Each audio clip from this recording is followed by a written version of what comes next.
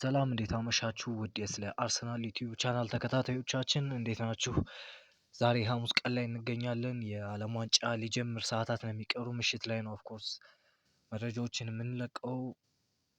የዝውውር መረጃዎች፣ ስለ ክለባችን የሚወጡ መረጃዎች እንዲሁም አንዳንድ ሌሎች እናንተ ማወቅ አለባችሁ ብለን የምናስባቸው መረጃዎች ለእናንተ የምናደርስባቸው ሰዓት ደርሷል። የዓለም ዋንጫው ሊጀምር ኦልሞስት ወደ 34 ደቂቃ ይቀራል። ምሽት 4 ሰዓት ላይ ነው የሚጀምረው። ይህም ቪዲዮ ተቀርጾ ሲወጣ ምናልባት ጀምሮም ሊሆን ይችላል። ስለ ክለባችን ዛሬ የወጡ አንዳንድ መረጃዎች አሉ። እነሱን በወፍ በረር የምናስቃኛችሁ ይሆናል።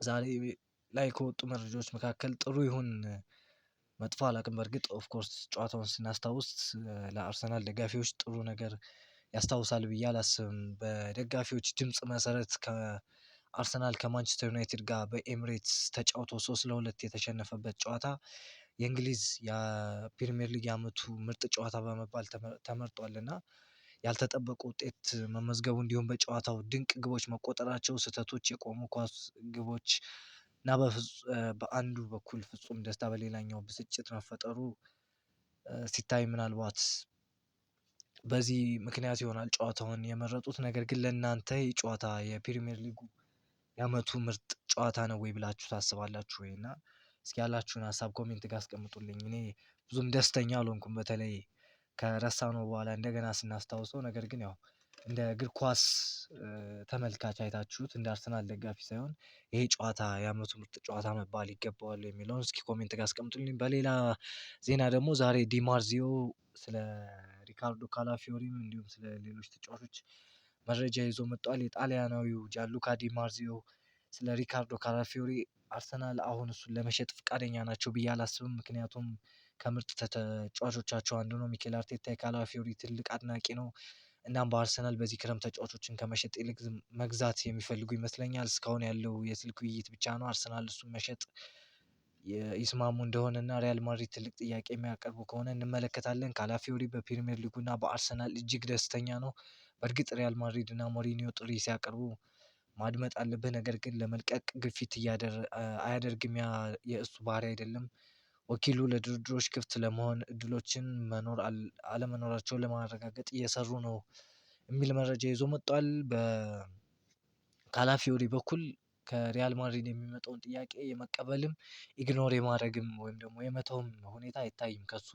አሁን ላይ እንደሚወጡ መረጃዎች ከሆነ ምላሽ እየተሰጡ አይደሉም። ነገር ግን ሪያል ማድሪድ ጀስኮ ግቫርዲዮልን የሚያጣ ከሆነ በማንቸስተር ሲቲ በተለይ አሁን ላይ አዲስ ኮንትራት ሊያቀርቡለት እየተደራደሩ ነው የሚገኙት። እሱ ከሱ ጋር ከጀስኮ ግቫርዲዮልን ከማንቸስተር ሲቲ ማስፈረም ካልቻሉ በግራ ተከላካይ እና በግራ ተመላላሽ ቦታ ላይ ሁለቱንም ከቨር አድርጎ መጫወት የሚችል ተጫዋች ነው የሚፈልጉት እና አንደኛ ያለው ጀስኮ ግቫርዲዮል ነው፣ ሁለተኛ ደግሞ ሪካርዶ ካላፊዮሪ ነው እና እንደ ባካፕ ነው የያዙት።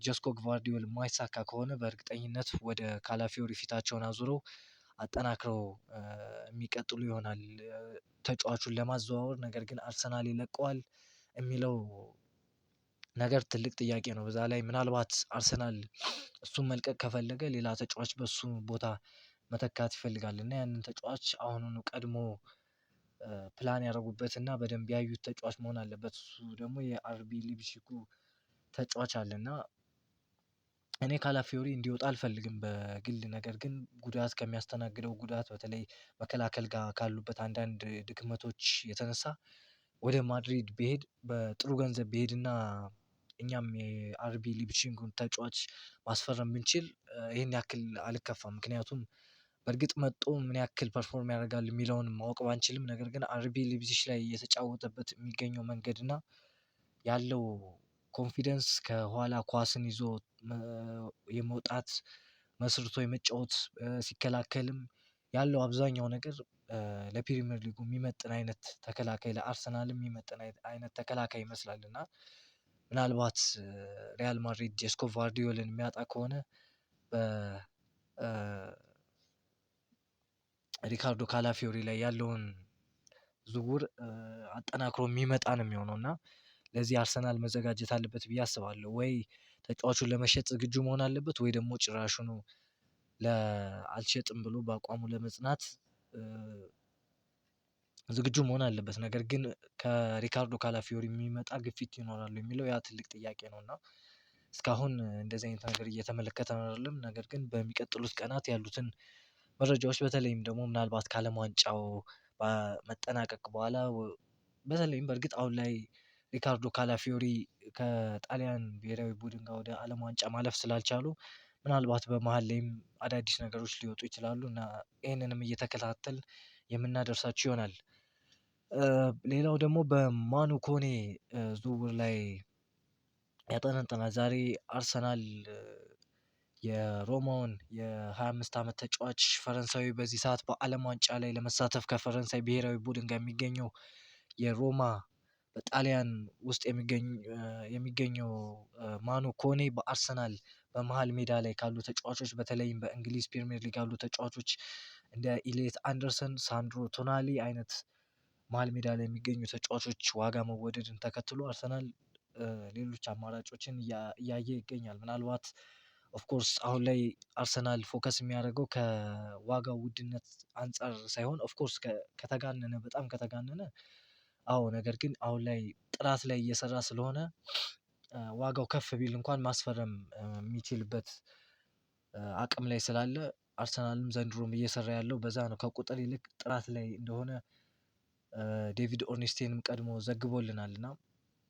አንድ ልናየው የሚገባ ዝውውር ይመስለኛል። መሀሉን ከሆነ እስከ 50 ሚሊዮን ፓውንድ ይገመታል። ማኑ ኮኔ ምናልባት ከዛ በታችም ወይም ደግሞ ከዛ በላይ ሊሆን ይችላል። ከዓለም ዋንጫው በኋላ ደግሞ በሚያሳዩት አቋም ዋጋቸው ሊጨምር ወይም ደግሞ ሊቀንስ የሚችልበት እድል አለ እና እስኪ ይሄን ዝውውር የምናየው ይሆናል። ኮሬር ዲል ሼር የሚል ሴራ የሚል ይቅርታ ጋዜጣ ነው ያስነበበው እና አርሰናል በማኑ ኮኔ ላይ ፍላጎት አላቸው እናም ከተጫዋች ወኪሎች ጋር የመጀመሪያ ግንኙነቶችን አድርገዋል። ነገር ግን እስካሁን ለሮማ ምን አይነት ይፋዊ ጥያቄ አላቀረቡም፣ ምንም አይነት ይፋዊ ጥያቄ አላቀረቡም ነው የሚለን። በዚህ ዝውውር በእርግጥ እርግጠኛ የሆነ ዝውውር አይደለም፣ ታማኝ የሚባል ዘጋቢ አይደለም የዘገበው። ነገር ግን ያው እያንዳንዱ ሩመር የሚነሳው ከትንንሽ ጭምጭት ነው እና ምናልባት አርሰናል በመሃል ሜዳ ላይ በተለይ በ8 ቁጥር ቦታ ላይ ተጫዋች ያስፈርማል ስለተባለ ልናየው የሚገባ ነው። በተለይ ኒውካስትል ዩናይትድ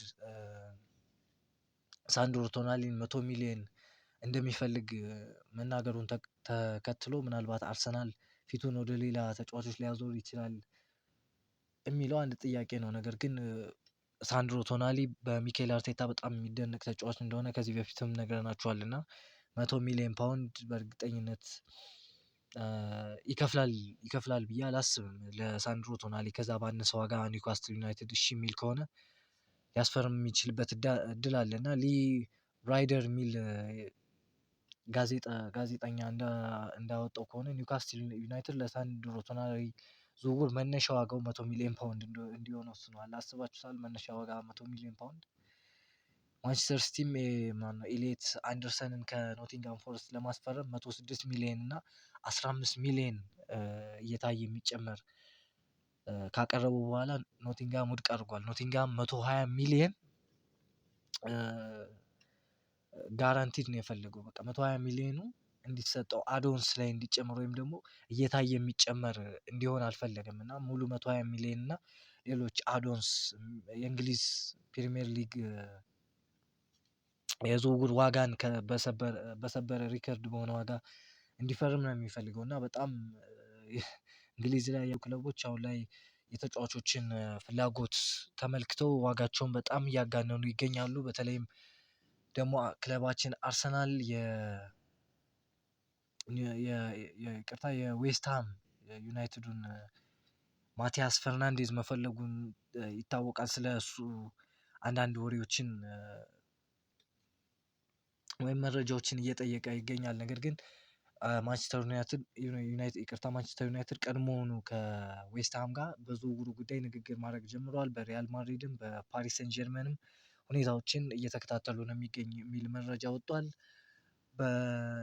በዚህ ዝውውር ጉዳይ በእርግጥ እንደኔ እንደ ግል ተጫዋቹን ሳየው በጣም ወደውና በክለባችን በተለይ ከሳንድሮ ቶናሊ በላይ ራሱ አርሰናል ቢመጣ የምፈልገው አይነት ተጫዋች ነው። ነገር ግን አርሰናል በዚህ ተጫዋች ላይ ፍላጎት ሙሉ ለሙሉ ከሳንድሮ ቶናሊ የተሻለ ፍላጎት አለው ብዬ አላስብም። በተለይ በሚኬል አርቴታ ሳንድሮ ቶናሊ ስለሚደነቅ እሱን ተጫዋች ማስፈረም ነው ምናልባት 8 ቁጥር ጋር ብዬ የማስበው። ማቲያስ ፈርናንዴዝ በዚህ ውድድር አመት ጥሩ የውድድር አመትን ቢያሳልፍም ነገር ግን እንደ ሚኬል አርቴታ በሳንድሮ ቶናሊ ኦልሞስት ከአንድ በላይ ሲፈልገው ቆይቷል እና ምናልባት ከፈረመም ሳንድሮ ቶናሊ ነው ሊሆን የሚችለው እና ብቻ እስኪ የምናየው ነው። በሌላ ዝውውር ዜና ደግሞ ከክለባችን ጋር የተያያዘው አርሰናል አሁንም በአትሌቲኮ ቢልባኦ የክንፍ ተጫዋች ኒኮ ዊሊያምስ ላይ ከፍተኛ ፍላጎት አለው።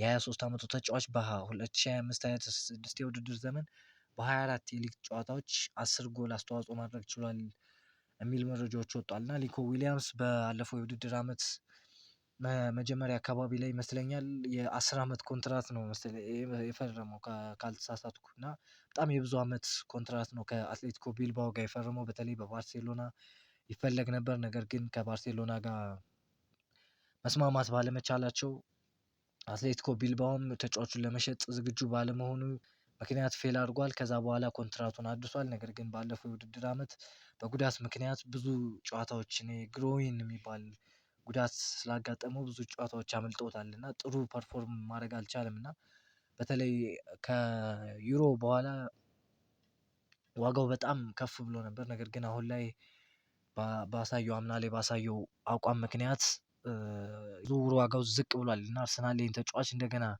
ለማስፈረም እንደገና የሚያጤንበት ሁኔታ እንዳለ መረጃዎች እየወጡ ይገኛሉ። ምናልባት ከታማኝ ምንጮች እየወጡ አይደለም፣ ነገር ግን አንዳንድ መረጃዎች ሰፋ ብለው በተለይ ዛሬ ላይ መረጃዎች ስለሱ እየወጡ ይገኛሉ እና እስኪ የምናየው ይሆናል። በተለይ በክለባችን አርሰናል ኬናን ይልዲዝን ይፈልገው ነበር ሚሊየን እስከ 100 ሚሊዮን ዩሮ ለማውጣት ዝግጁ ነበር። ነገር ግን በጁቬንቱስ ተጫዋቹ በጣም ስለሚፈለግ እንደማይሸጥ ግልጽ አድርገው ለአርሰናል ስለነገሯቸው ዝውውሩ ቁሟል የሚል መረጃ ትላንት አድርሰናችሁ ነበር። አሁን ላይ ደግሞ ስለ ኒኮ ዊሊያምስ አንድ መረጃዎች እየወጡ ይገኛሉ። ምን ያክል እውነት ናቸው የሚለውን እርግጠኛ አይደለንም። ነገር ግን በሚቀጥሉት ቀናት አርሰናል በእርግጠኝነትም በግራ ክንፍ ላይ ተጫዋች ማስፈረሙ አይቀርም። ከእነዚህ ተጫዋቾች ውስጥ ይሆናል ወይስ ሌላ ተጫዋች ይሆናል የሚለውን ተከታትለን የምናደርሳችሁ ይሆናል። ለማንኛውም ለዚህ ቻናል አዲስ ከሆናችሁ ሰብስክራይብ ማድረግ እንዳትረሱ። በእናንተ ነው ትልቅ ደረጃ መድረስ የምንችለው። ስለዚህ ይህን ቪዲዮ እያያችሁ ከሆነ እባካችሁ ላይክ እና ሰብስክራይብ ማድረግ እንዳትረሱ። በሌላ ዜና ደግሞ ቲየሪ ሄንሪ በአሜሪካ ኒውዮርክ ጎዳና ላይ በተለይ በአርቢ በሬድቡል መሰለኝ የሚባለው ይቅርታ ቲሙን እርግጠኛ አይደለሁም እና መጫወቱ ይታወሳል አሜሪካ ጋር ሄዶ እና እሱም በስሙ ጎዳና ተሰይሞለታል ቴሪ ሄነሪ የሚል እና እሱም በኢንስታግራም ገጹ አመስግኗቸዋል። በህይወቴ በጣም ከምወደው ምርጡ ከተማ የመጀመሪያው እና ተቀዳሚው ነው ብሏል ኒውዮርክ ሲቲን እና ሌጀንዳችን በዚህን ያክል ደረጃ ሪኮግናይዝ መደረግ ችሏል ማለት ነው። ለዛሬ የነበሩን ዜናዎች እነዚህ ነበሩ። ከዚህ በኋላ ሌላ መረጃዎች አሉን አይመስለኝም። ስለ ሳንድሮ ቶናሊ፣ ስለ ሪካርዶ ካላፊዮሪ እንዲሁም ስለ ማቲያስ ፈርናንዴዝ፣ ኬናን ይልዲዝ፣ ኮኔ እና ስለ ሌሎች መረጃዎች ሰፋ አድርገን ያደረስናችሁ ይመስለኛል። እስኪ ጃንሉካ ዲማርዚዮ በመጨረሻ ጃንሉካ ዲማርዚዮ ስለ ሞርጋን ሮጀርስ ያለውን እስኪ እንስማ። እስካሁን ምንም ነገር የለም። ሁለቱ ክለቦች መካከል ምንም ነገር አልተጀመረም። ነገር ግን አርሰናል ዝርዝር ውስጥ የሚገኝ ተጫዋች ነው። አርሰናል የሚኬል አርቴታ ጨዋታ ምቹ የሆኑ ተጫዋቾችን እየፈለጉ ነው። ነገር ግን ሮጀርስ ደግሞ ይህንን የሚያሟላ መሆኑን ባለማረጋገጣቸው በዝውውር መስኮቱ ገና ትክክለኛ እንቅስቃሴ አልጀመሩም። በዓለም ዋንጫው ምክንያት ዝውውር ቀዝቀዝ ያለ ይሆናል። ተጫዋቾቻቸውን በውድድሩ የሚሳተፉ ክለቦች ሁሉ የተጫዋቾቻቸውን ዋጋ ከፍ ሊል ስለሚችል እና በደህና ዋጋ መሸጥ ስለሚችሉ ውድድሩ እስከሚጠናቀቅ መጠበቅን ይመርጣሉ። ብዙ ክለቦች ስምምነቶችን ለመክፈትም ሆነ ለመፈጸም እስከ የዓለም ዋንጫው ድረስ ይቆያሉ ብሎናል። አዎ ይሄ እርግጥ ነው። በእርግጥ ዓለም ዋንጫው ላይ ፐርፎርም የሚያደርጉትን ተከትሎ ጥሩ ገንዘብ ማግኘት ስለሚፈልጉ ቀድመው መሸጥ አይፈልጉም። ክለቦች ደግሞ ዋጋ እንዳይጨመርባቸው እንደ አርሰናል፣ እንደ ማንቸስተር ሲቲ፣ እንደ ማንቸስተር ዩናይትድ ያሉ ትልቅ ተጫዋቾችን ማስፈረም የሚፈልጉ ክለቦች ቀድመው ማስፈረም ይፈልጋሉ እና በዚህ መካከል